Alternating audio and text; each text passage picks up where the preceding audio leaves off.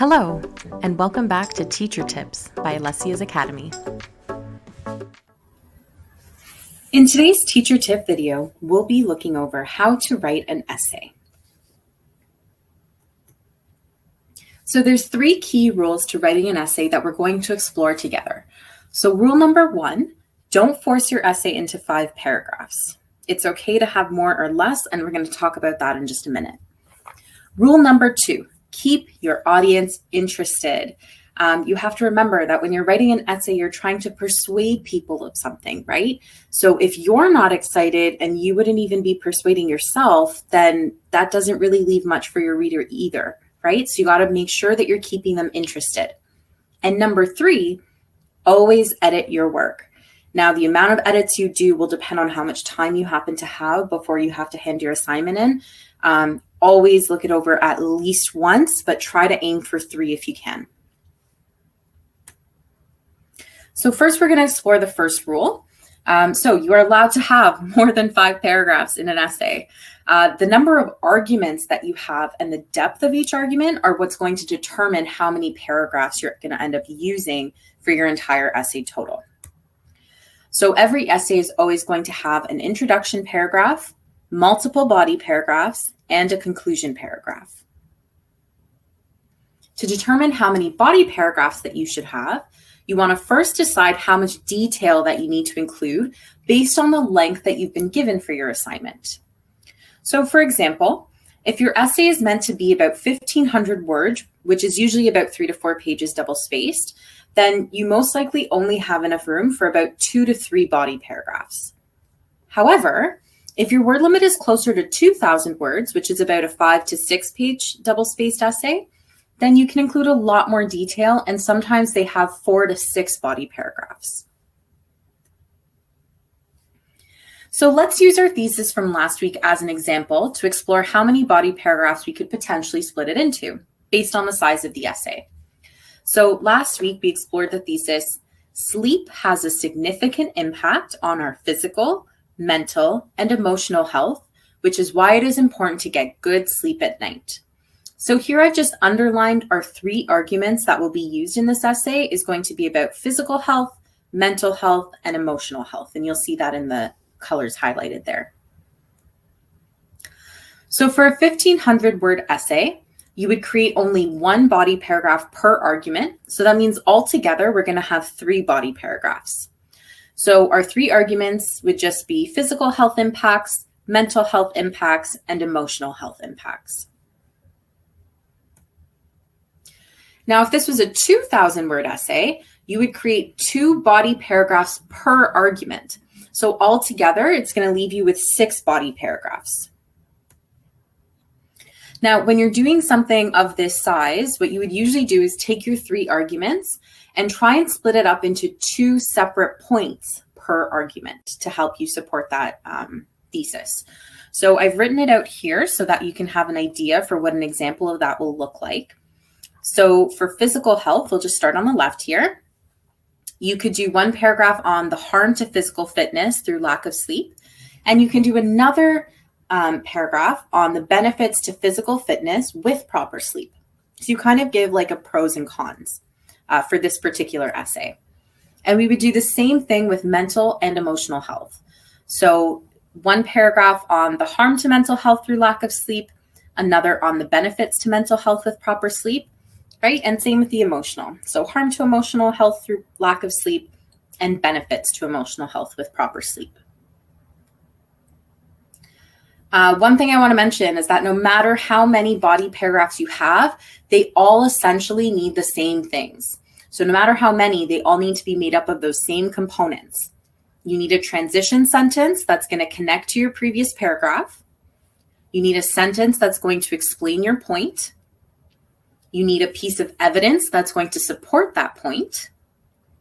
You're going to need an explanation that thoroughly explains in your own words how your evidence proves your point. And then you finally need a sentence that connects this information back to your original thesis that you've given in your introduction. And just as a little bonus tip, your paragraph should also not be more than a page double spaced. This is where sometimes I've found that my students will when they feel like they need to only have 5 paragraphs in an essay, they end up having those body paragraphs run too long and it goes for more than a page. That's usually a good indicator to you that you have a lot to say, which is really great. You just need to split it up into 2 ideas. So rather than trying to jam it all together in one, split it up into 2 paragraphs. So that way your essay flows a little bit better and it looks like you're better at making your separate points more succinct for your audience.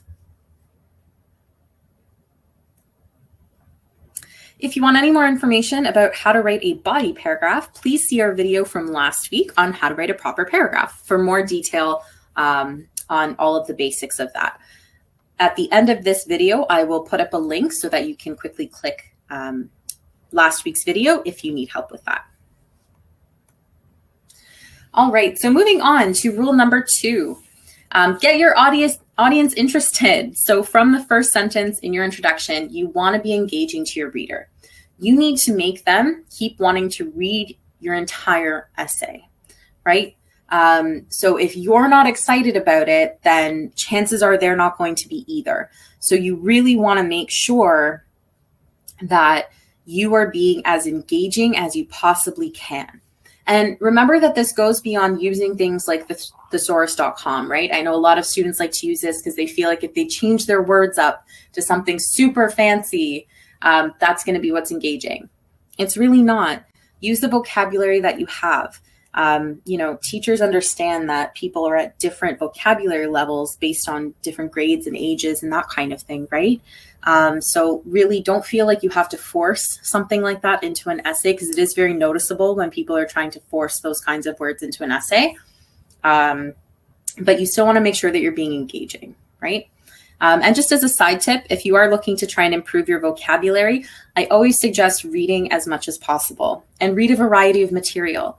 So, the vocabulary used in a fiction book versus a newspaper article versus, a nonfiction biography or something. They're all going to use different types of wording, and that's how you can really start building your vocabulary. So even if it's short articles, try to do as much reading as you can. It's really going to help you, especially for English class. So a quick introduction to introductions. You want to be more general in your information at the beginning of your introduction paragraph, and then make it more specific until you give your thesis at the end. So one thing I like to do to kind of visualize this is use a triangle. So think of the triangle as how specific you are going to be in the amount of detail that you are giving in the paragraph. So see here, I've just highlighted it in purple. The very top, you're being very general, right? Taking it sort of from real world concepts down into the detail that you'll be discussing in your essay. And then finally, when you get to the end of the paragraph, you're going to give specific arguments and the thesis that you're going to state at the very end there, which is just highlighted in blue. So this is where you get the most specific about what your essay is going to be about. So here's another bonus tip to introductions, because different disciplines write essays in different ways at times. So for example, if you're writing an introduction for a social sciences class like history, then you also want to give one sentence for each of your arguments that you stated in the thesis at the end of your paragraph. So it's going to look a little bit different. So here you still have your general background information at the very top there. Then you give your specific thesis and arguments being stated in the blue there. And then I've just added a little pink circle highlight here. So this is where immediately after that thesis, you would give one sentence for each argument that you're going to make. So if we're using our thesis example about sleep, then you would give one sentence for what you're going to argue about physical health impacts, one sentence for what you're going to argue about mental health impacts, and then your final sentence about how you're going to argue about the emotional health impacts. And now a quick introduction to conclusions. So notice here how we've flipped that triangle, okay, on its head there. So conclusions are sort of the opposite of an introduction, where you're starting with the most amount of detail at the very beginning of the paragraph, and then you're getting more general by the end of the paragraph. So you want to restate your thesis and be specific at the beginning, give more general information by the end. And at the end, you also want to give a sentence or two that tells your reader exactly why they should care about what you've argued. So this is your final impression you're leaving on your reader, and you really need to make it count. Remember, this is the very last thing that they're going to remember when they finish reading your work, right? So really make that count. You want to make them understand why, what was the point in this entire argument? Why is it so incredibly important, whatever your subject happens to be that you're arguing, right? You need to really prove that to them by the time you get into your conclusion. And a conclusion bonus tip, again, this is the summary of what you've already said in your essay. So you don't want to give any new information or evidence in this paragraph. I've had students where sometimes they stylistically want to kind of throw in a quote here or there. But the problem is that any time that you're quoting a piece of evidence in your work, you always need to bring it back and give a thorough explanation of how that evidence is helping you to prove your point, which is not the purpose of a conclusion paragraph. So when you are doing your conclusion, you want to make sure there's no new evidence being stated, absolutely no new information. It should all just be enhancing and reiterating everything you've already put into it. Okay. So this brings us to our final rule of the day. Rule number 3, edit your work. So it can be tempting to finish and never want to look at your essay again when you've worked on it for so long. But proofreading is necessary to make sure that everything really flows together properly. Okay, so editing is extremely important. Here's a couple of things that you want to look for when you are editing your work. So number 1, don't edit the same day you finish your essay. Try to sleep on it for at least a day first if you can. The purpose for this is that you really want to look at your essay with fresh eyes. And if you've just spent hours on it, your eyes are going to kind of start glazing over some of those mistakes that you might be making, even if they're just minor. So if you can, try and sleep on it for a day before you start any kind of edits. Number 2, always use spell check to check your spelling and grammar. There's so many different programs out there. So you really want to make sure that, even Google Docs and Microsoft Word have their own spell check. There's things like Grammarly you can use. Always make sure you're checking your spelling and grammar because it just shows that attention to detail for your reader. Number 3, you want to make sure that you don't have any contractions in an essay because an essay is more formal. So you really need to keep that formal tone. So a contraction is anything with that apostrophe. So can't, don't, won't, haven't. Make sure you spell out the full words: cannot, do not, will not, have not. Okay. And also don't use any personal pronouns. So for example, I, you, we, us, that kind of thing. You want to find another way of saying that. Usually instead of saying like you or we, things like that, you could say like people, as an example for how to change up some of those words. The only time a personal pronoun would be okay is if you're writing a personal essay, but that's a separate category. Okay, so for the most part, don't put that in there. Number 4, read your work out loud to yourself.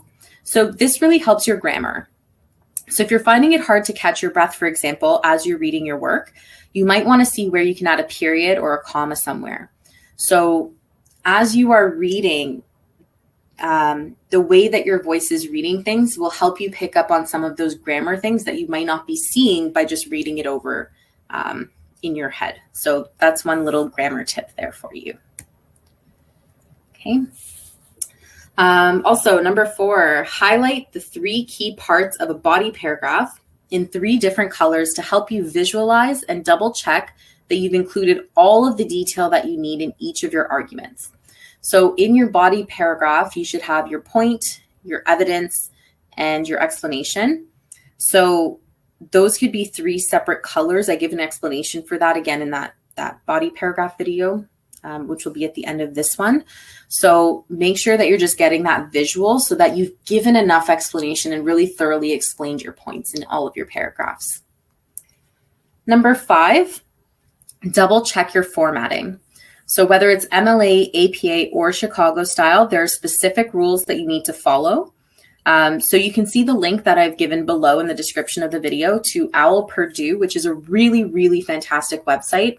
It gives you all of the information that you need for any style that you need. So they're a really great resource to use to double check your formatting in your work. And finally, number 6, ask a friend that you trust to also proofread your work to help you see things that you might have missed. Peer editing is huge. So remember, as long as it's constructive and kind criticism, make sure that you're asking someone for help, because they will notice things that you might have missed because you're the one that's been working on it for so long, right? So again, this just really helps to get a second set of eyes before you hand it in. Okay. If you still have any questions about how to write an essay, please let us know in the comments below and we will answer them as soon as we can. We are here to help as much as we can. So let us know and we will get to you as soon as possible. And now you definitely deserve to give yourself a treat and show some self-love for completing such a big task. So if you've made it this far, congratulations and good luck in your essay writing. Definitely make sure that you're doing something nice for yourself, even if it's making a little hot chocolate or watching your favorite movie. But make sure you're giving yourself some sort of little reward for putting in all of the hard work and effort that it takes to writing an essay. Okay. Thank you for watching our video. We hope you found it helpful. Please like, share, and subscribe for more videos that teach you how to learn for life and get through school while taking care of yourself. Until next time, see you soon.